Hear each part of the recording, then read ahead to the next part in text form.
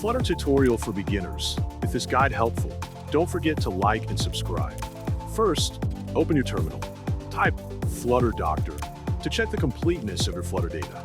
This command helps ensure that Flutter and its dependencies are properly installed on your system. Then type Flutter create my_first_app to create your project. This will generate a new Flutter application with the default structure. Then type cd_first_app to enter the project directory so you can begin working inside the newly created app.